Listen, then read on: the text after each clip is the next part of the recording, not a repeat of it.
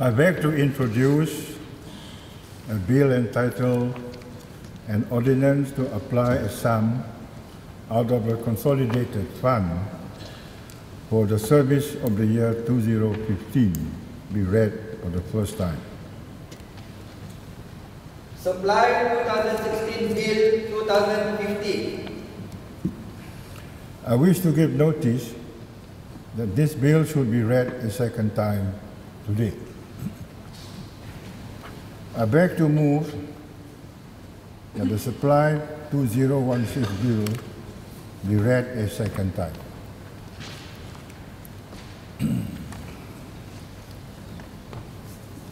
Mr. Honourable Speaker, thank you very much for congratulating me for having an honorary doctorate from UNIMAS. I think I am at the point now, after receiving degrees from Adelaide University, Swinburne, and now UNIMAS, I have received more degrees than I have sat for examination. But anyway, it is a compliment. Thank you very much. Saya memohon untuk mencadang suatu yang undang-undang bertajuk suatu ordinan bagi menggunakan sejumlah wang daripada kumpulan wang disatukan untuk perkhidmatan bagi tahun 2016 dan bagi memperuntukkan wang itu untuk perkhidmatan tahun ini dibacakan bagi kali yang kedua. Alhamdulillah, saya panjatkan kesyukuran kepada Allah Subhanahu wa Ta'ala kerana dengan izinnya dapat membentangkan Belanjawan Negeri tahun 2016 dalam Dewan Yang Mulia ini dan berdoa agar hanya dapat mencapai tujuan seperti yang diingini. Next year, 2016, shall be an important year for the nation as it marks the first year of the 11th Malaysia Plan. As such, it offers an opportunity for the government to unveil its development agenda for the next 5 years. The state, together with the other states of the Federation, look forward in continued strength and confidence as we embark on the implementation of development projects under the 11th Malaysia Plan. We take great pride that the state has been able to achieve its present level of development as a result of our ability to promote unity and harmony among our people and to manage our resources effectively despite facing many challenges along the way. This reflects the resilience and the strength of our people, our social structure, and our political will. I would now like to update this August House on the latest economic performance for 2015 and the outlook for next year. Global economy. The IMF, in its October 2015 World Economic Outlook, estimated that the world economy to moderate at about 3.1% in 2015, slightly over by 0.2% from earlier estimates in July of 2015. This reflects a modest growth in advanced economies and a slower growth in emerging market and developing economies. Growth in the second in the advanced economies is anticipated to be sustained by accommodative monetary and fiscal policies in the euro area and Japan. However, weakening growth is expected to be varied across countries and regions for the emerging market and developing economies. The sluggish growth is due to weaker growth in oil exporters, weaker outlook for exporters of other commodities, a slowdown in China, as well as geopolitical tension and domestic strife in a number of countries.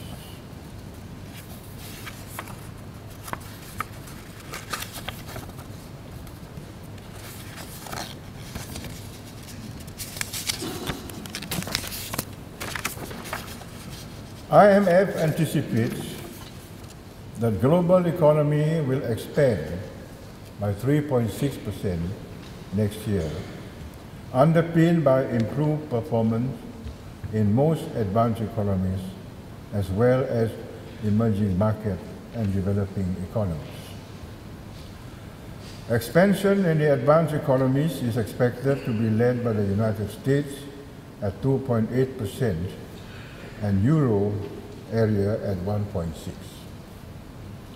In emerging market and developing economies, growth is expected to increase by 4.5%, contributed by modest growth in China, steady development in India, and market recovery in several ASEAN economies. With regard to advanced economies, the economic recovery in the advanced economies is expected to be on a positive growth momentum and projected to grow at 2% last year and 2.2% this coming year. The growth is propelled by the expected stronger growth in the US of 2.6% in 2015 and 2.8% in 2016, as business investment, employment market, growth in real wages, and consumer confidence improve. The euro area is expected to continue its recovery by 1.5% this year and 1.6% next year. Growth in the region is expected to be underpinned by increased domestic demand despite headwinds from the Greek crisis, global financing volatility, and a slowdown in China and other emerging economies.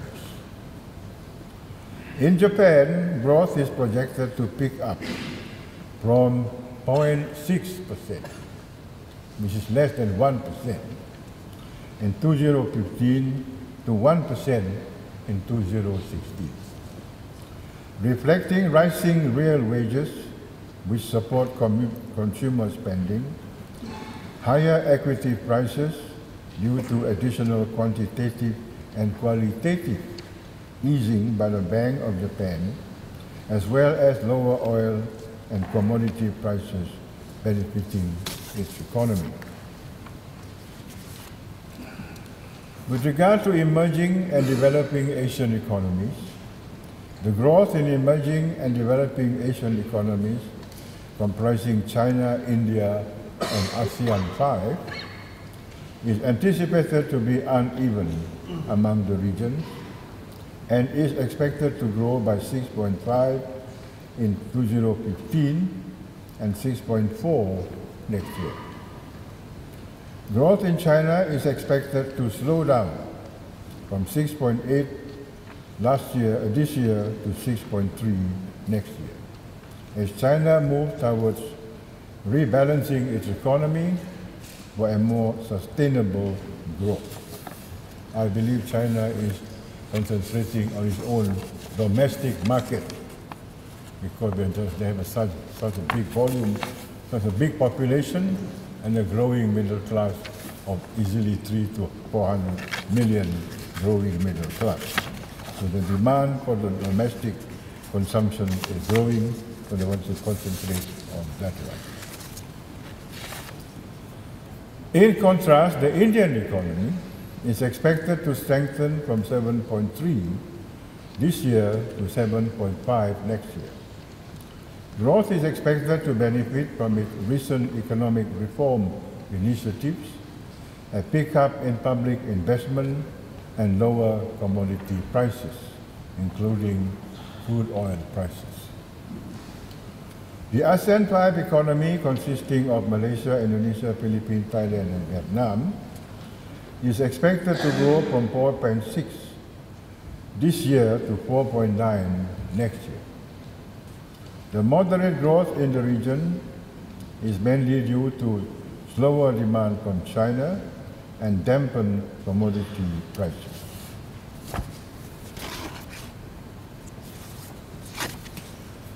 The national economy, with regard to the national economic performance, the overall Malaysian economy, prospects in 2005 and prospects for 2016, is expected to remain resilient despite external uncertainties. Real GDP is expected to grow between 4.5 to 5.5 in 2015, driven by resilient domestic economic activity. In 2016, the economy is forecasted to register a slower growth between 4 to 5% in anticipation of declining commodity prices, rising volatility and financial markets, and depreciation of currencies, as well as slowdown in growth of some emerging markets, particularly China.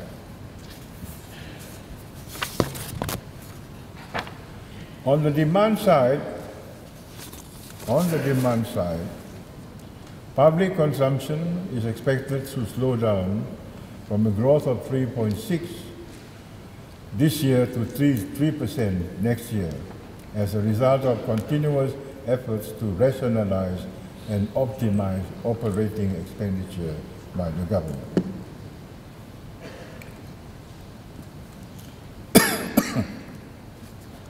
This year, private consumption is expected to continue its moderate growth at 6.8, sustained by stable wage growth, manageable inflation, and lower fuel prices. Next year, the growth is estimated at 6.4.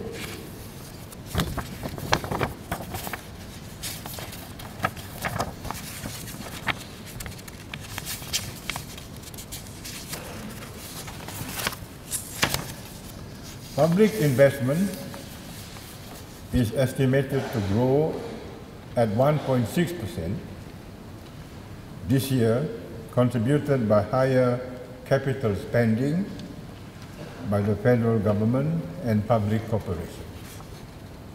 In 2016, public investment is estimated to grow at 2.3%.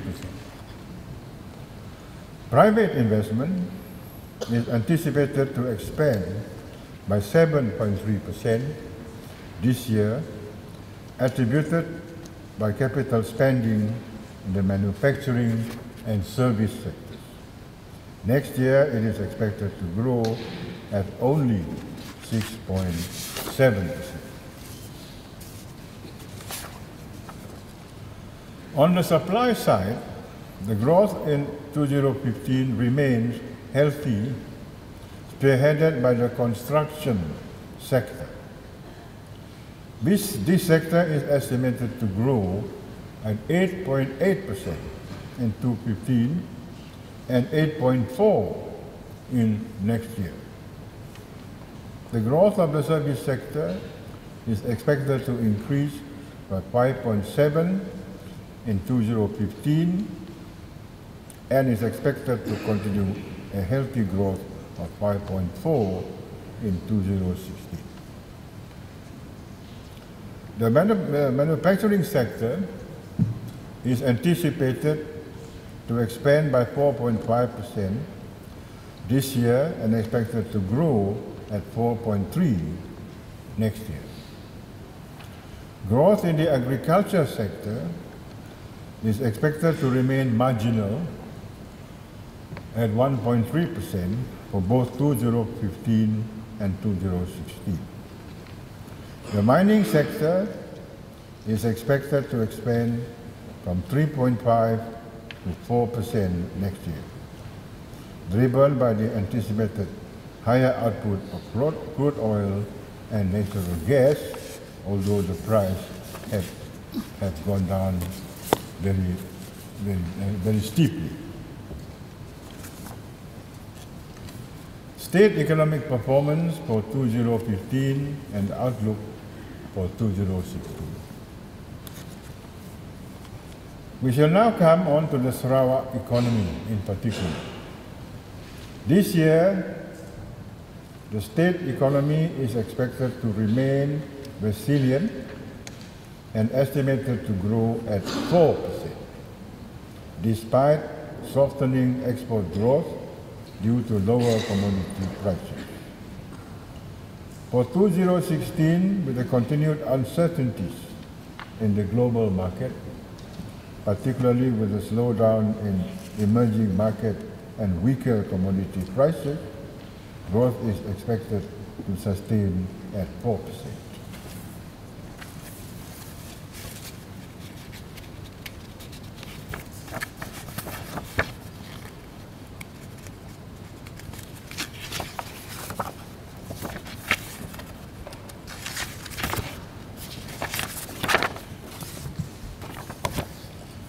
On the supply side, GDP growth in 2015 is expected to be broad-based. The services sector is expected to continue to be the key driver of the growth. It's expected to grow at 5.9%, driven by utilities, transport, storage and communication, wholesale and retail trade, accommodation and restaurant subsectors. Next year, growth is expected to remain broad-based and continue to be driven by the services sector, supported by private consumption and tourism-related activities. This sector is expected to grow by 5.9%, with continued expansion in all subsectors.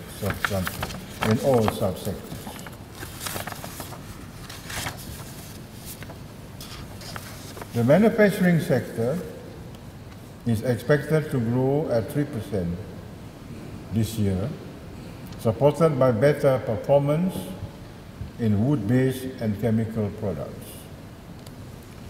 For next year, the manufacturing sector is expected to grow by 3.7%. The growth is anticipated to be driven by higher demand for resource-based products. In addition, the rollout of infrastructure projects under the 11th Malaysia Plan is envisaged to increase the demand for building materials.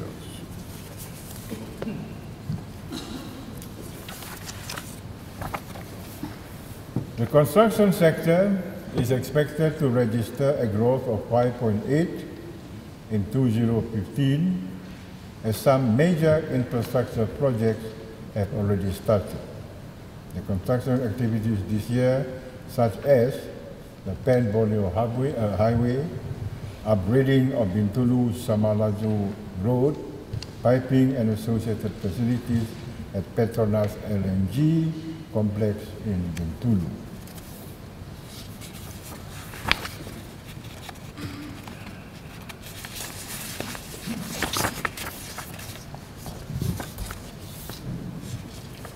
For 2016, construction sector is projected to grow by 6.4%, benefiting from the implementation of the 11th Malaysia Plan project.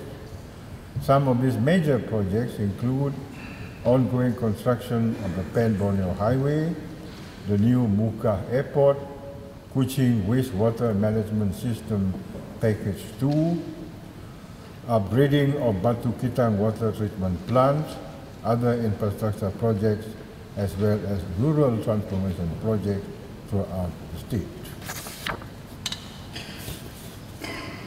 This year, the agricultural sector is expected to grow at 4.4, mainly from the better performance of the oil palm industry. However, the forestry and logging subsector is anticipated to decline by 0.6%, in line with the state government effort for sustainable forest management. In 2016, agricultural sector is anticipated to remain resilient, with a projected growth at 4%, to be supported by higher output of palm oil, rubber, food, livestock, and fisheries subsectors.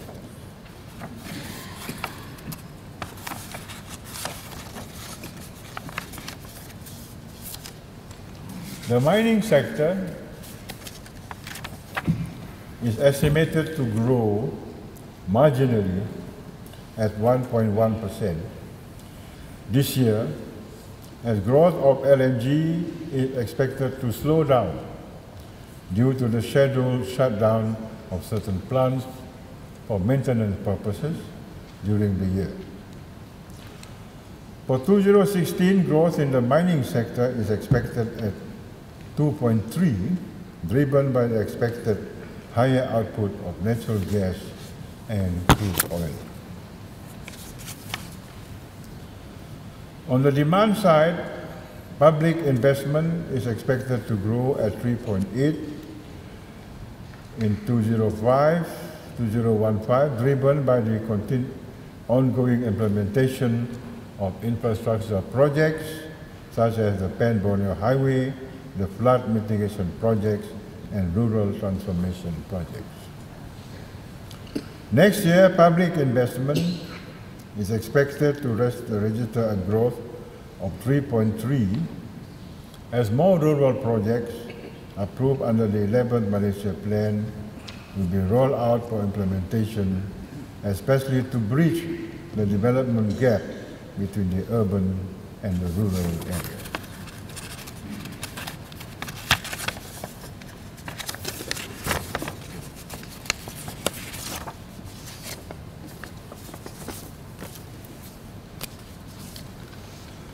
Private investment is anticipated to expand at 6.9 this year, driven by investment in export-oriented industries, particularly in the SCORE area. In 2016, private investment is forecasted to grow by 6.8, continue to be driven by investment in export-oriented industries. Growth in public consumption is expected to increase moderately at 3.4 this year, supported by sustained government spending. Next year, it is expected to grow by 3.1%.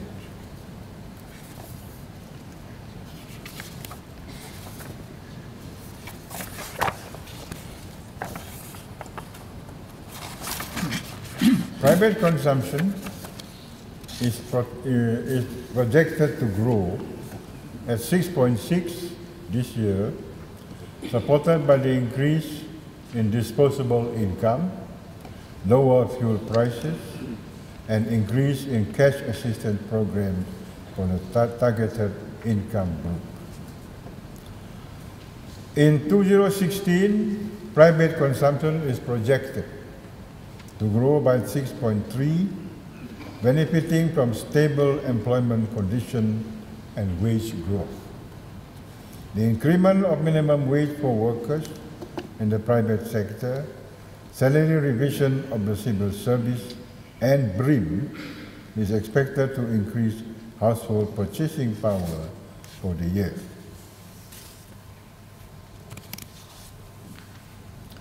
In the first half of 2015, with regard to external trade. The balance of trade continued to record a surplus of 28.6 billion, despite contraction in both gross exports and imports. The gross exports contracted by 22.7 due to the weaker commodity prices, particularly oil and gas, as well as palm oil. Export receipts from mining, timber and other commodities dropped by 26.6%. However, exports for other manufactured goods rose by 9.6%.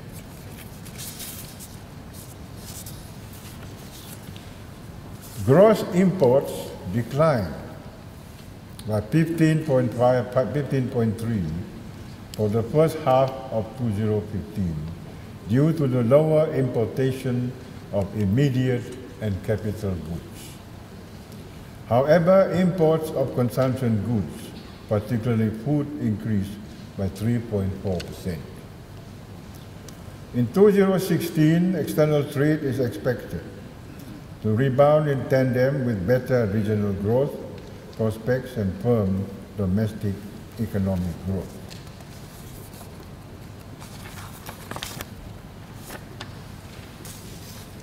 Inflation. Consumer prices rose at a slower pace of 1.2% in the first 9 months of 2015. Of the consumer price index components, price increases in food and non-alcoholic beverages category was the main contributor, accounting for 1% of the overall inflation rate this year. For 2016, with continued government efforts to cushion inflation through various programs such as BRIM, Kedai Satu Malaysia, and uniformity of prices for basic items, inflation is expected to remain below 3%.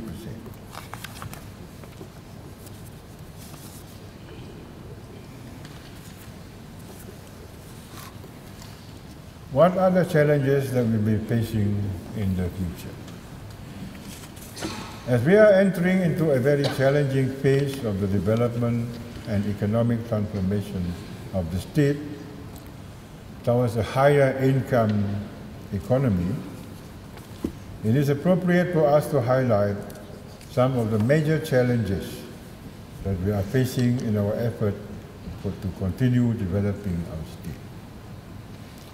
The state government could continue to focus its efforts in restructuring and transforming the state economy to achieve a developed state status by 2030. This is even more critical as our state is moving into the next level of development phase. While we are pleased with our achievement, we must not be contented with our current success and rest on our laurels. Instead, we must strive to do better and benchmark ourselves against the best. The future of Sarawak lies in the degree of our efficiency and continuous commitment to manage the state resources effectively. The attractiveness of Sarawak as a preferred investment destination will be further strengthened by our ability to upgrade our level of efficiency and management skills from time to time. We are pleased to note that over the years, there has been a marked increase in the degree of commitment, productivity, and efficiency among our workers, with clearer focus and enhanced capability, particularly by the wider application of ICT.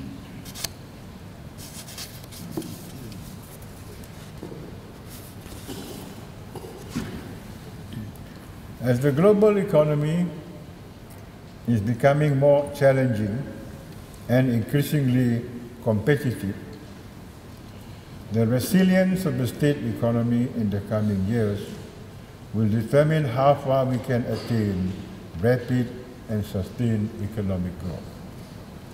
Some of the major challenges that we are facing are, for example, slowing down economy in the Euro-Asia area, America and Asian region, especially China, weaker ringgit, Malaysian ringgit, lower commodity prices, and increase in cost of living and cost of doing business.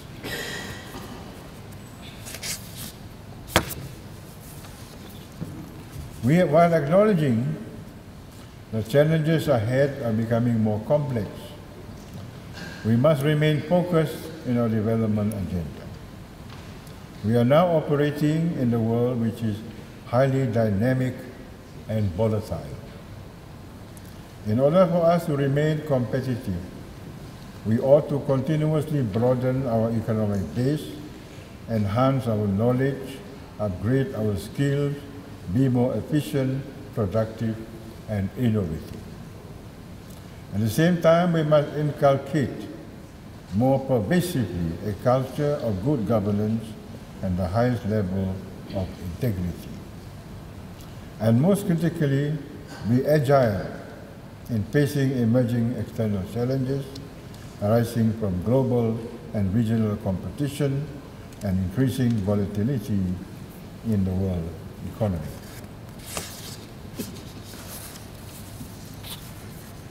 The 2015 financial performance of the state. I would like to update this August House, therefore, on the 2015 financial performance. How did we do financially this year? The total revenue for the state this year is anticipated to surpass the original estimate of 5.18 billion this year. Based on the current revenue collection thus far, the estimated revenue for the current year is revised to 6.11 billion, 18% higher than the original estimate. The expected higher revenue is mainly attributed to cash compensation in lieu of oil and gas rights amounting to 2.25 billion, an increase of 534 million from the approved estimates of 1.72 billion. Interest from money market of 935 million, an increase of 200 million from the approved estimates of 735 million. And dividend income of 1.09 billion, an increase of 335 million from the approved estimates of 755 million. Ordinary expenditure of the state is proposed to be revised upward, therefore, from 4.8 billion to 5.96 billion, an increase of 1.15 billion. Out of this, a sum of 46 million is required for various ministries and departments to meet their operating expenditure, and 1.1 billion mainly for the appropriation to statutory fund for development purposes.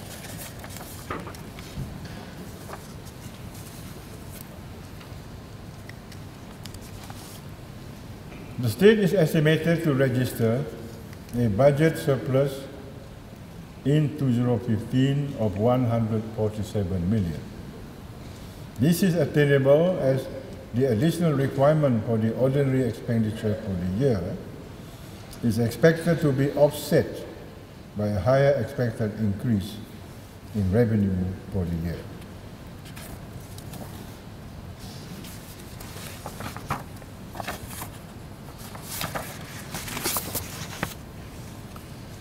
With regard to the national budget, Prime Minister, in his budget speech for 2016, has underlined that the national budget is premised on striking a balance between capital economy and people economy. In addition, the budget also aspires to achieve an inclusive and sustainable growth, as well as to build a competitive, progressive, and morally strong nation with a society that is united. For Sarawak specifically, the national budget has provided allocation as follows: 1.2 million for Samalaju Industrial Park, 42 million for Muka Airport, and 30 million for NCR Land Perimeter Service. The following allocations are for Sarawak and Sabah: 70 million proposed for the Hill Padi Subsidy Scheme, 260 million proposed for Price Uniformity Program, and 70 million proposed for interest-free long house loan.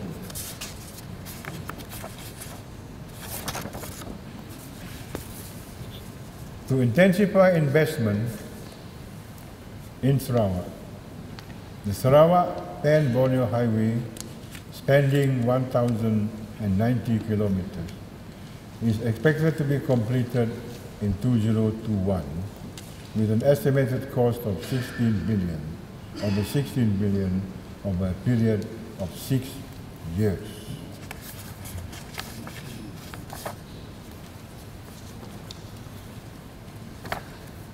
I would like therefore to thank the federal government for the 2016 allocation. However, taking into account of the state's vast geographical area, the development disparity between Sarawak and Peninsular Malaysia, as well as between the urban and rural areas in Sarawak, the 2016 allocation under the national budget to the state is not sufficient. Tidak cukup. I don't know why you applaud tidak cukup. I think you ought to applaud kalau dah cukup. But anyway, we're dropping a broad hint to the federal government. The state is in real need of the federal helping hand in granting more annual allocation to enable us to catch up our development with those in Peninsular Malaysia and to narrow the development gap between the urban and rural areas in the state. Sarawak should not be left behind. We also want Sarawak to have the same facilities enjoyed by our brothers and sisters in Peninsular Malaysia.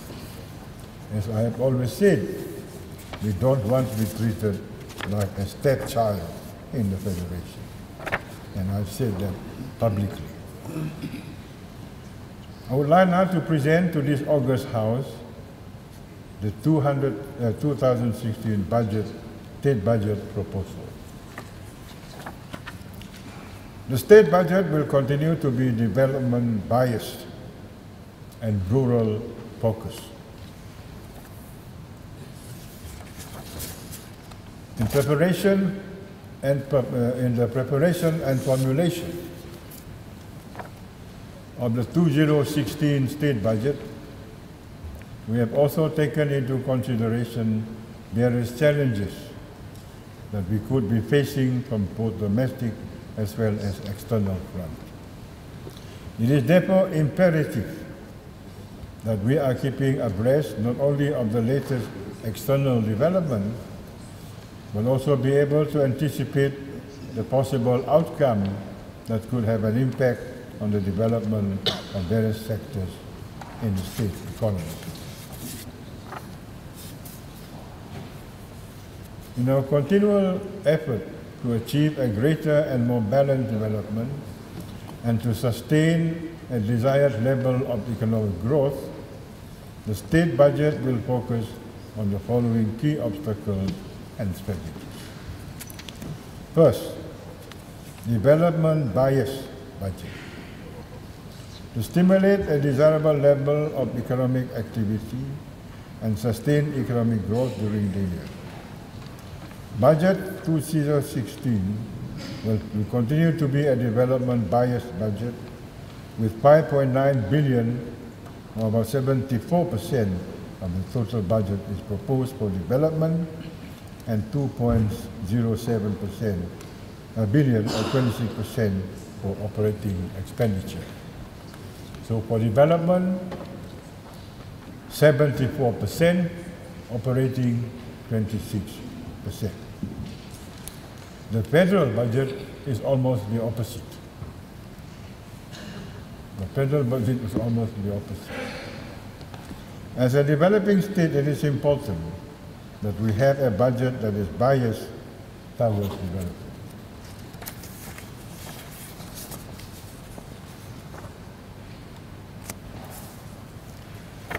Second, rural biased budget. In pursuing the objective of continuing to narrow the development gap between urban and rural areas throughout the state, the budget will provide higher allocation in 2016, amounting to 2.6 billion as compared to 2.35 billion in 2015 and 2.19 billion in 2014. This is also in line with our commitment to give greater focus on programs and projects for rural areas to further accelerate rural transformation as well as opening more opportunities for development in the rural areas to benefit our rural communities. So the figures will show that all this talk about emphasizing development in rural areas is more than just talk. We have provided sums of money for it, and more than what we used to have before. So the figures will show that to be the case. And during this sitting, I'm going to request also another 500 million for what I've already asked for rural development. Third, the state will continue to consolidate its financial position to ensure its long-term financial sustainability. The 2016 budget continues to propose an estimated budget surplus. Fourth, the 2016 budget will continue to give special focus on enhancing the effectiveness of the state government financial management and efficiency of this delivery system. Fifth, growth will be driven by productivity and efficiency. Concerned efforts must be made to optimize the use of available resources, including equipment, facilities, and human capital, and at the same time reducing wastage. And sixth, the private sector shall remain as the main engine of growth.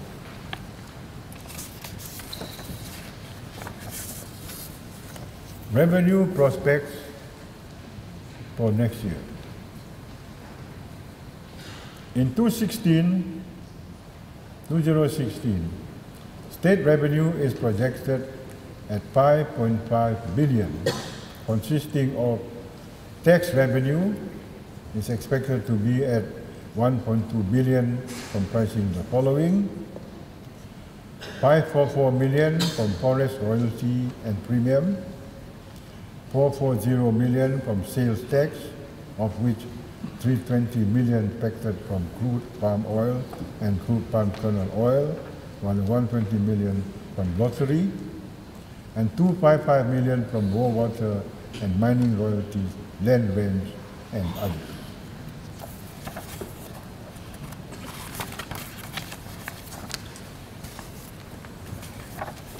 Non-tax revenue is expected to be at 4.111 billion, derived from the following major components: 1.5 billion from cash compensation in lieu of oil and gas rights, 1.0 billion from dividend income, 934 million from interest income, 300 million from land premium, 120 million from cash compensation in lieu of import and excise duties on petroleum products, and others including licenses, permits, and rentals of 133 million. As an additional source of revenue, we are requesting that the stamp duty on land transfers be given to the state and not be taken over by the federal government. Because state land is a state matter. So any transaction relating to what is strictly a state matter ought to be confined to the state. We are appealing for the stamp duty to come back as well. And that will yield perhaps another 300 to 400 million. You would notice also that our royalty has decreased by 50%. We used to receive 5 or 6 billion from oil royalty alone. But now, because the price has collapsed, almost collapsed, less than half now that is reflected in our income from oil and gas. Non-revenue receipt is expected to be at 11 million, mainly from forest liquidated damages, disposal of vehicles and recovery of overpayment, and federal grants and reimbursements is expected to be at 190 million.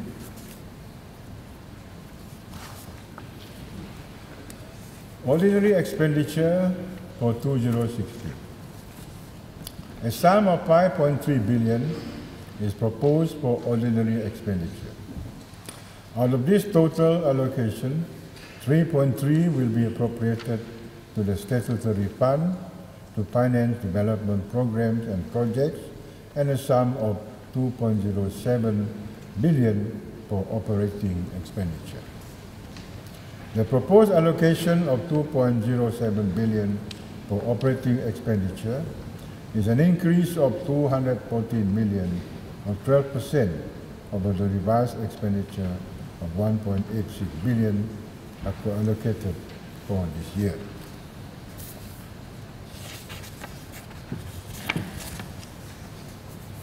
Out of the amount proposed for operating expenditure in 2016, 663 million is for personal emoluments, 701 million supplies and services, 671 million grants and fixed payments, including operating grants to government agencies and local authorities, servicing of public debts and payment of gratuities, pensions and scholarships. 33 million for the procurement of assets and 5 million for other operating expenses.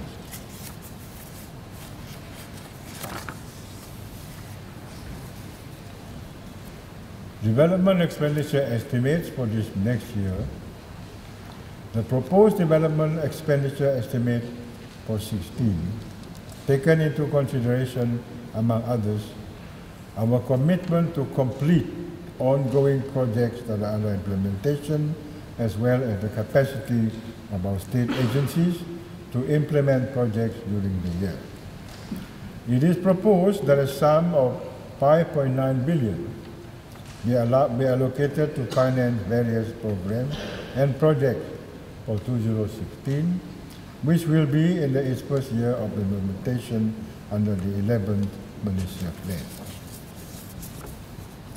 Of the total provision for development expenditure, 5.7 billion will be funded by the state, while 231 million financed by the federal government through reimbursable loans and grants. It is now to highlight on the distribution of the development budget for the year, for next year. The proposed budget for the year is fairly distributed to ensure balanced development through the state, particularly between the urban and rural areas. The government will continue to undertake proactive measures to develop rural areas especially those that can be harnessed for their economic potential to contribute significantly to the state economy. This will also enable the rural areas to catch up with the development of urban areas. Hence, we ought to give greater emphasis to develop the necessary infrastructure and amenities, such as roads, drainage, telecommunication, electricity, and water supplies, aimed at improving the quality of life as well as attracting more investment in these areas.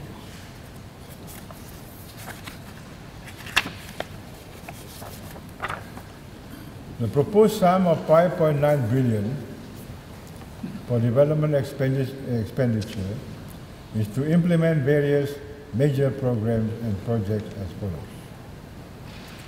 Improve the connectivity of the state. To further improve connectivity, more roads and bridges would be built. For this purpose, 571.8 million will be allocated for the implementation and completion of various projects, including Kuala Serupai, Kuala Tatau Road, Bintulu, Bridge over Kuala Tatau at Kampung Seberang, Bintulu, road network and drainage system for Samalaju New Township, Sungai Sibutik Bridge and access road, Bukenu, Miri, bridge across Sungai Bako, Kuching, and Long Lama Bridge across Batang Barat. With wider coverage of the clean treated water supply throughout the state government will continue to extend coverage of water supply, especially to the rural population. A sum of 260 million will be provided in 2016 for implementation of various water supplies projects such as Miri water supply source development, pipeline replacement at Lawas town area and Sunda Awat, Semunyan raw water source development and Sungai Asap water supply. If you notice, with all these projects costing millions and millions of dollars, even billions of dollars, it is more than just tokenism. There are some parties in Sarawak interested in doing this and that, but it all amounts to tokenism. All this time, we don't believe in tokenism. They do something big, they do something small, they give it big publicity. Macam ayam bertelur. Ayam bertelur di kampung, seluruh kampung tahu. Tapi telur sebiji saja. Tapi kalau penyok bertelur 100 biji, dia diam saja. Which do you prefer? We do not believe in tokenism. Strengthening agricultural development. You will have your time, okay? You will have your time. Strengthening agricultural development in our continual effort to assist smallholders and farmers in the rural areas, a sum of 242 million will be allocated. Major prospects to be carried out are as follows.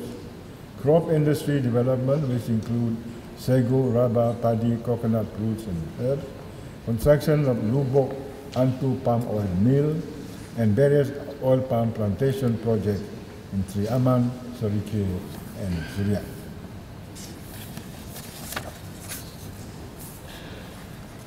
Accelerating growth in rural areas. Most of the projects, as highlighted earlier, are for rural development. During the last sitting, I had requested for 500 million for rural transformation program, but was opposed by the opposition for reasons known to themselves. We cannot but conclude that they are against rural development. Nonetheless, the requested amount was approved, and to date, 1,818 programs and projects under Rural Transformation Program are being implemented.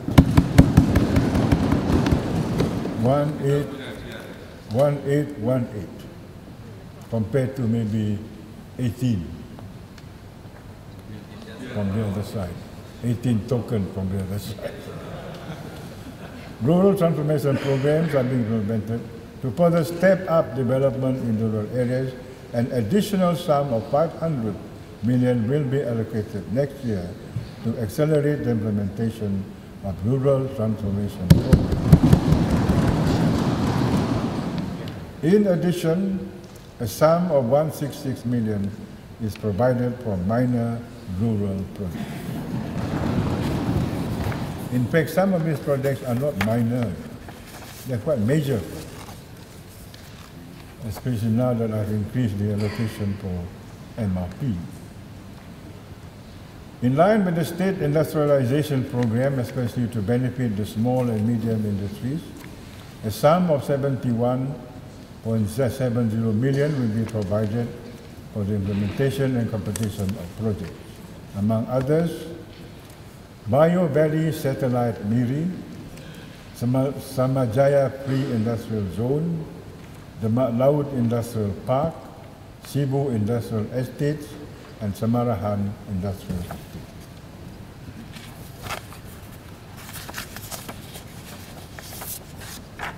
Provision of affordable housing for the rakyat. Taking into consideration the well-being of rakyat, the state is undertaking various housing projects targeting at the lower income group. For the next 5 years, the government is targeting to build 2,396 units of Rumah Mampu Milik and Rumah Mesra Rakyat at a total cost of 3,231 billion. To complement the allocation provided by the federal government in 2016, a sum of 57 million will be proposed to carry out the following projects. Construction of 236 units, Rumah Mampu Milik, construction of 1.8 units of Rumah Mesra Rakyat, and implementation of 18 Kampung Extension Scheme in Kuching, Sri Aman, Miri, Lembang, Samarahan, Muka, and Betul.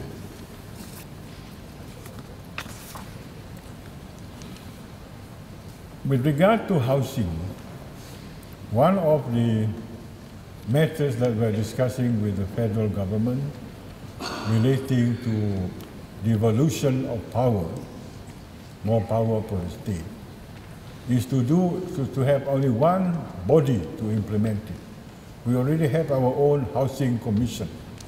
There is no need to have another federal housing commission. So we are beginning to talk on this one so that there will be one single body and less bureaucracy and less time waiting for approval from KL. So that we want to come back. So this subject is now under discussion. The state government is stepping up its human capital development with priority in technical education.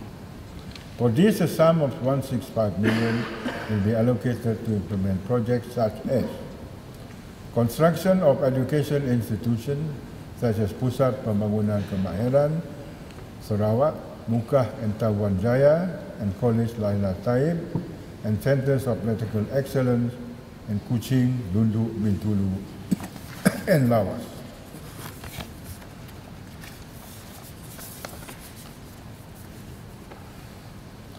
In line with the continuous efforts to enhance public service delivery, a sum of 85 million is proposed to build new as well as to replace all government administrative centers, offices, and quarters. This is also to take care of the well-being of our government servants, especially those serving in remote areas. The 2016 budget proposal is expected to generate a budget surplus of 175 million. This is on the basis of expected total revenue of 5.5 billion against a total ordinary expenditure amounting to 5.37 billion. It is important for the state to have a balance or surplus budget to ensure its financial position continue to remain sound and healthy. If we continue with this surplus budget, then our credit rating will remain and improve. And if we keep on having a deficit budget all the time, then our credit rating will be lowered. Bigger federal funding. Let me reiterate here that it is of critical importance that the federal government grant the state more funding in the 11th Malaysia Plan to fund the much needed infrastructural projects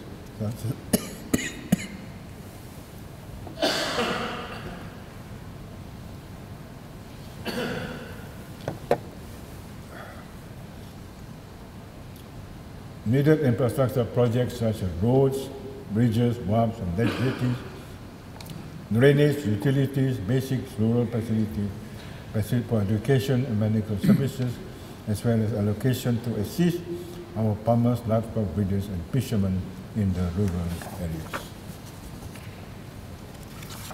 areas.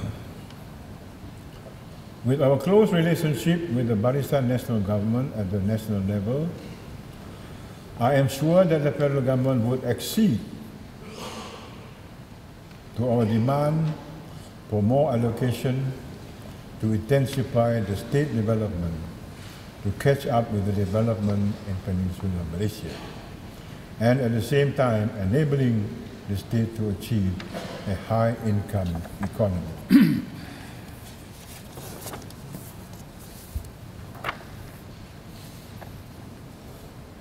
Private sector as the main engine of growth. The task of developing a state does not rest with the government alone. Every Sarawakian has an important role to ensure that the state achieves further progress and prosperity. The commitment for all levels of society will give us the necessary strength and tenacity to face the challenges and to emerge much stronger.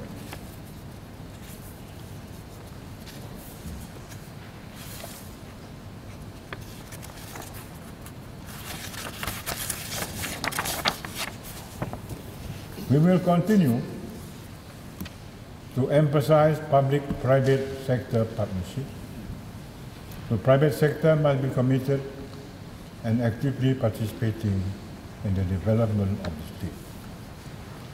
The private sector must be further nurtured to be able to take a larger role as the engine of growth as outlined under the new economic model. They must enhance their productivity and competitiveness. I am confident that the private sector in the state, whether big or small, will continue to take this challenge and work together with state government to achieve our development agenda, which ultimately will benefit all.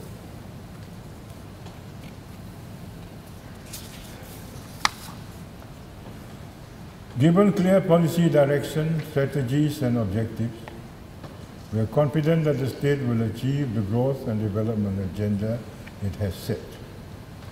Through this economic transformation, in the long run, the state will be able to achieve the high-income economy status. Every Rakyat will have a state share of the economy and will benefit from it.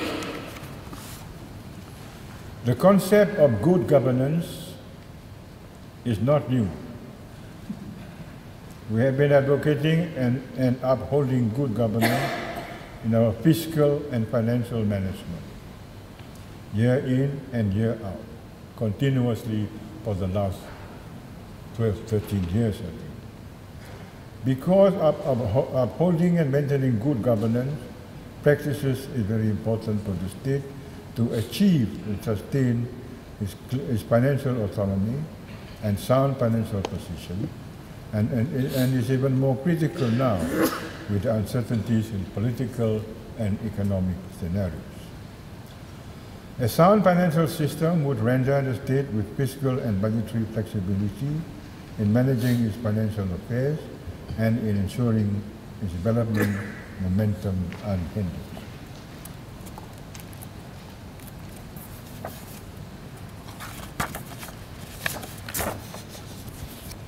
The reality of this, in upholding good governance, is where we must continue to be disciplined and prudent in managing our resources and financial affairs and in instilling transparency, accountability, and integrity to our work culture. The responsibility lies on our shoulders. In accordance, therefore, with a clean certificate on the state of the public account for the last 13 years, is testimony of its good governance practices, reflecting the conduct of its financial affairs, are done in a transparent and accountable manner. In line with the applicable rules and regulations. Besides that, international rating houses, Moody's and Standard & Poor's, have maintained the state commendable investment credit rating at A3 and A-, respectively. And these assigned ratings reflect a sustained record of the state's strong financial performance, underpinned by robust growth in commodity-based revenues in earlier years, conservative budgetary practices, and ample reserves.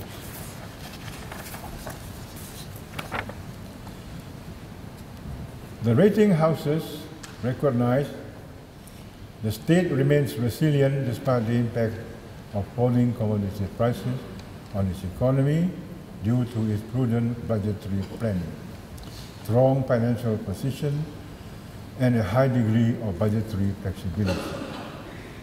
We know that such credential does not happen overnight.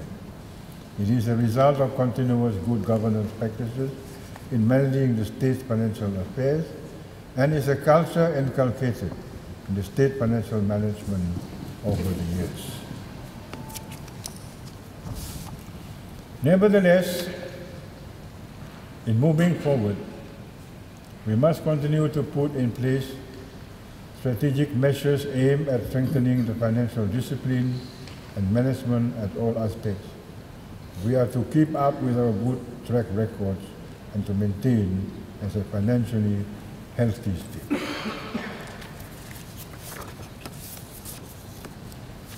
I would like to emphasize that the roles and responsibilities in sustaining our financial credibility do not just solely with the state financial authority, but with all parties in the government machinery and agencies. The permanent secretaries of ministries, the heads of departments, boards, CEOs and CFOs of all statutory bodies, including government-linked companies, must continue to practice sound and prudent financial management.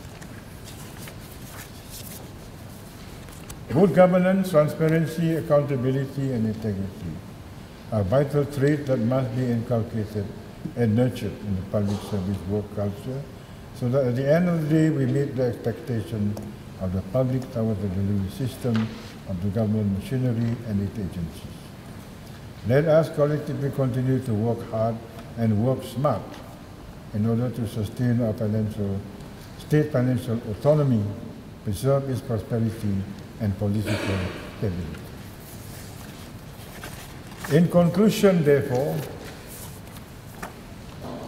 in moving toward the state economy, we will have to depend on the increasing role of the private sector in spearheading domestic activities. The government, on the other hand, will continue to provide the necessary infrastructure facilities and incentives as well as administrative support to ensure a more conducive and cost-effective business environment. We would like to urge that our entrepreneurs and business and industrial community in the state to continue to take the challenges. With greater commitment and concerted effort, we can strengthen the path towards higher growth and further development.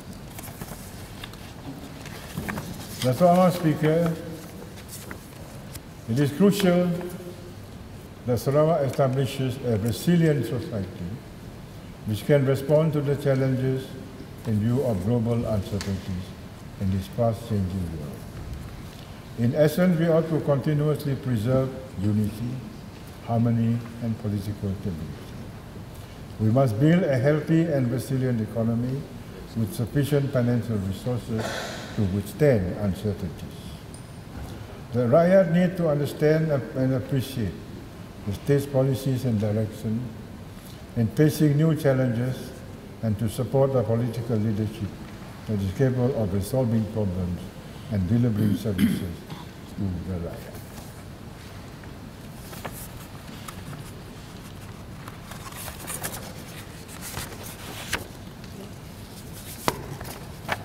Datuk Amal Speaker, dengan ucapan penutupan saya ini, saya memohon mencadangkan agar rang undang-undang ini dibacakan bagi kali yang kedua.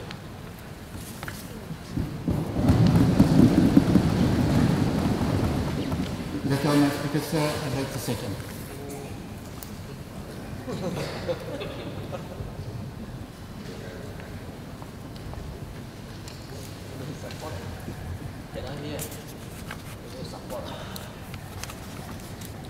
Usul untuk merujuk resolusi anggaran pembangunan tahun 2016 kepada Jabatan Kuasa Perbekalan. Yang amat berhormat Ketua Menteri dan Menteri Kewangan.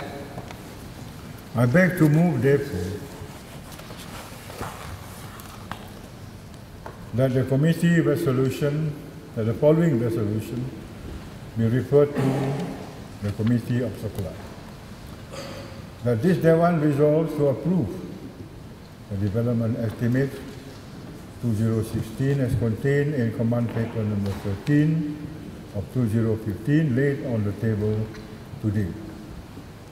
As presented in the Command Paper number 13 of 2015, the total development expenditure for 2016 amounts to 5.968 million.